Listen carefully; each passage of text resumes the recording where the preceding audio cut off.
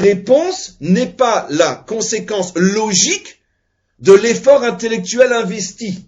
C'est une sorte de révélation, ce qu'on a expliqué hier, Moshe Kibel Torah Misinaï, une sorte de réception de quelque chose qui vient d'ailleurs. Au moment où tu reçois, tu sens, tu comprends que la réception, la réponse, le dévoilement, la connaissance, la sagesse te vient d'ailleurs, te vient de quelque chose qui n'est pas toi, ce qu'on appelle une révélation.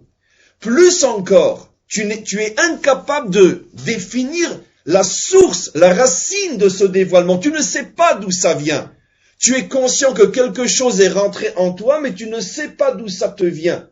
C'est ce que le Rabbi explique dans le Mahamar qu'on a lu hier, Chidush et Nofel Bedato. Il emploie le mot Nofel, comme quelque chose qui tombe. Tu es en train de marcher, puis tout d'un coup, paf, chose tombe devant toi. Et tu lèves les yeux, tu ne sais pas d'où ça vient, mais c'est tombé, c'est devant toi. Tu peux le ramasser, en profiter. Le Rabbi explique que la Chochma fonctionne selon le principe de la Nephila. Il y a une chute de quelque chose qui rentre dans ton monde, dans ta conscience. Maintenant, c'est bien évident que c'est pas par hasard. Cette chute, cette prise de conscience ne tombe pas devant celui qui ne cherche pas, ou ne tombe pas devant celui qui cherche mal, ou ne tombe pas devant celui qui ne cherche pas avec toutes les forces qu'il devrait investir. L'exemple le meilleur que l'on peut donner, c'est bien sûr la Lune. La Lune, en plein milieu de mois, le 15 du mois, elle brille de toute sa splendeur. Mais elle-même, si elle est honnête, elle sait très bien qu'elle n'a rien à elle, puisque toute cette lumière n'est que le reflet, elle n'est qu'un miroir, son sol, comme on le sait, est un miroir, qui ne fait que retransmettre une lumière qui non seulement ne vient pas d'elle, mais ne reste même pas chez elle, car au même moment, celui qui se trouve sur la Lune n'a aucun éclairage. De la même manière que quand tu essayes de prendre l'image dans le miroir, l'image n'est pas dans le miroir. C'est une illusion. Il n'y a pas d'image dans le miroir.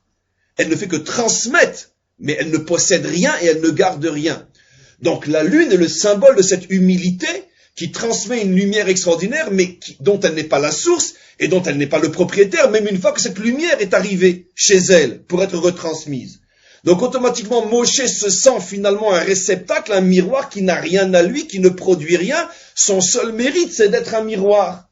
Mais en tous les cas, pas propriétaire de la connaissance. Tandis qu'encore une fois, au niveau de la Bina, c'est exactement le contraire qui se produit, puisque c'est ce que j'ai compris, c'est ma compréhension, c'est le résultat de ma recherche, et c'est le fruit de mon intelligence. Alors maintenant, vous posez la question, mais tout Mévin devrait forcément arriver à être un Chacham? Oui et non, parce que tout va dépendre de son travail non intellectuel, mais de son travail moral. C'est-à-dire que moral sur ses midotes. S'il comprend que finalement il n'a fait qu'une petite partie du travail, mais qu'il y a encore beaucoup plus loin, et il y a encore beaucoup plus haut, qui est tout le monde de la Chochma, qui est une intelligence qui vient d'au-dessus de ton moi, d'au-dessus de toi, et tu ne t'enfermes pas, tu n'es pas prisonnier de ta propre grandeur, alors de Mévin, tu pourras devenir Chacham. Mais si tu sombres dans l'autosatisfaction de l'exaltation de ton moi, de ton intelligence, de ton intellect, de ta connaissance, eh ben tu vas rester prisonnier là-dedans et tu ne vas pas aller plus loin. Donc on te fermera les portes de la Chochma. C'est la raison pour laquelle nos maîtres ont choisi de représenter la Bina par le vin, parce que dans le vin, il y a le danger de l'ivresse. C'est quoi l'ivresse à ce niveau-là? L'exaltation du moi. Ça, c'est l'ivresse de la Bina. C'est le danger du vin, que finalement, tu vas tomber, tu vas t'enfermer dans ton ego et tu ne vas pas te rendre compte que tu n'as rien à toi finalement. Et donc, on ne t'ouvrira pas les portes de la Chochma, c'est-à-dire on ne te permettra pas de devenir quelqu'un qui reçoit de plus haut que lui, de peur que tu t'appropries ce qui n'est pas à toi. Maintenant donc, je reviens en décodant un petit peu. Il y a la Bina qui est le fruit de ma propre intelligence, avec toutes les limites de ma propre intelligence et avec tous les dangers d'une intelligence qui exalte l'ego, qui exalte le moi et qui me fait sombrer dans l'ivresse, donc dans une forme d'illusion d'une vision sur ma propre personne. Après, il y a la Chochma. Dans la Chochma, il y a deux niveaux, comme on a expliqué. Le niveau visible, le niveau invisible, l'eau et l'huile. Alors maintenant, je me consacre sur l'eau et l'huile. Qu'est-ce que cela signifie? L'eau est la partie dévoilée, c'est-à-dire que l'eau c'est ce que je reçois dans ma conscience. Mais j'ai parfaitement conscience que ce n'est pas de moi. J'ai le mérite de m'être fait réceptacle, de m'être fait humble, de m'être fait creux, de m'être fait vide pour recevoir. Moshe le plus humble des hommes. Mais au moment où je reçois, je sens que c'est comme de l'eau. Pourquoi nos maîtres comparent ça à de l'eau? Parce que l'eau fait allusion à quoi? Aussi et surtout à la pluie.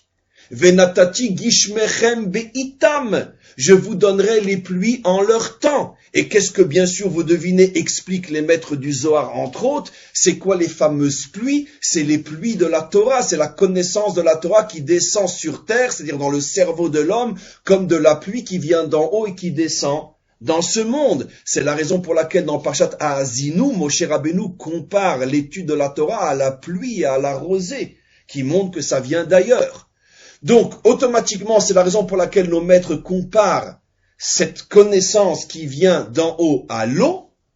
Mais il y a une autre raison aussi. Pourquoi c'est comparé à l'eau? Parce que comme on le sait, l'eau est l'essentiel de la vie. L'eau se trouve partout. Comme pour bien nous faire comprendre que finalement, la construction véritable de l'intelligence est au niveau de la chorma, non de la bina. Parce qu'on peut vivre sans vin, on ne peut pas vivre sans eau. On revient d'une certaine manière à votre question. Mais alors si c'est comme ça, comment se fait-il? Ça c'est les cours de la semaine dernière qu'on fait. Le kidouche, on célèbre tous les moments de sainteté avec un verre de vin et non avec un verre d'eau. Parce que justement, la réponse est dans la question. Le travail du juif est de sanctifier le vin. Ça veut dire de comprendre finalement qu'il doit se servir de son intelligence pour aller plus loin, pour mériter de recevoir, grâce à sa bina, le vin, recevoir la chorma. C'est la raison pour laquelle aussi, d'après certaines coutumes, au moment du kidouche, on verse quelques gouttes d'eau dans le vin.